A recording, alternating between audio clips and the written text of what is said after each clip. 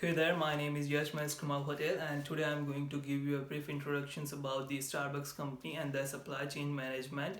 Following these issues, I will also explain you how coffee beans turns into the coffee and reaches to the customer very fast. So let's talk about the brief introductions about the Starbucks company. Starbucks company was founded in 1971 by the group of three people who were met at the university when they were students. At that time, Starbucks was sold only roasted coffee beans. And in the initial days of the Starbucks used to purchase all these coffee beans from the third-party logistic systems. But after that period, company began to start purchasing all these coffee beans directly from the grower. Now I would like to also explain how company managed to open its 30,000 retail outlets in 88 different marketplace. As you all know that the company had only one retail stores in Seattle and Washington in 1971, but due to that some great excellent strategies in management and some win-win strategies towards their suppliers and some transformation change in supply chain help Starbucks to open 30,000 retail outlets in 88 different locations. Now I would also explain you guys the supply chain visibility of the Starbucks company and who compels Starbucks to create a new supply chain. So previously Starbucks used to use conventional supply chain, which means that Starbucks had no directly contact with any of its suppliers. Uh, Everything was done by the third party logistics companies.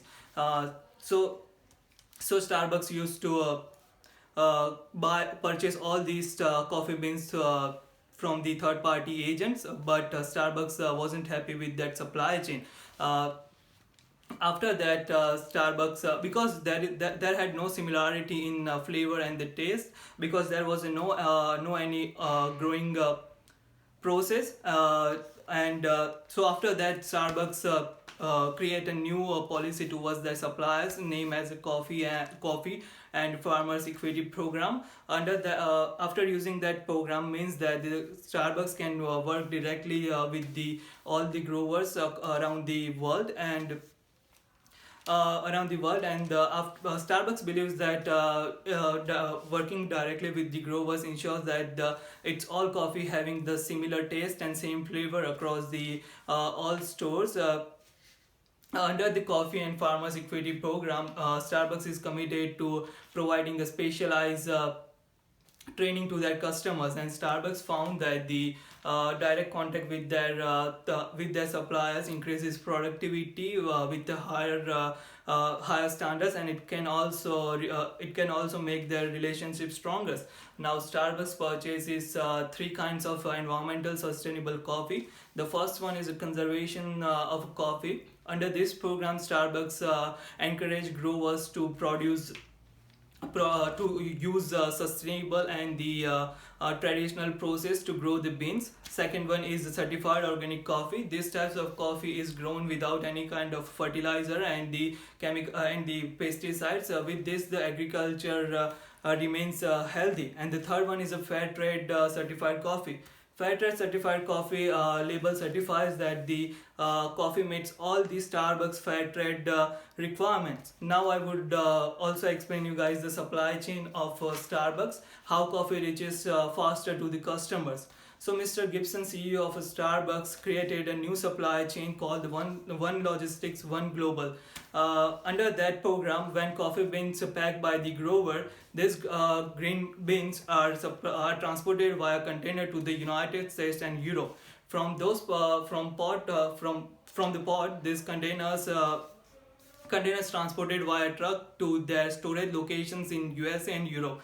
In these storage locations, these beans are roasted.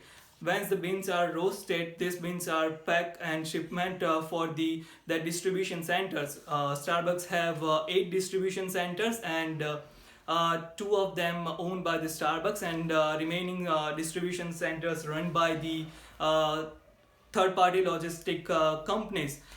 These beans are either supplied by the large distribution centers or the small warehouses, also known as central distribution centers, depending on the location of the retail stores. Starbucks has 33 retail central distribution stores worldwide, and the final stage when these coffee beans arrive at the retail stores are ready to sell. The company's close attention over the process of roasting ensures that the Starbucks that its coffee going to the taste the same across all the retail locations.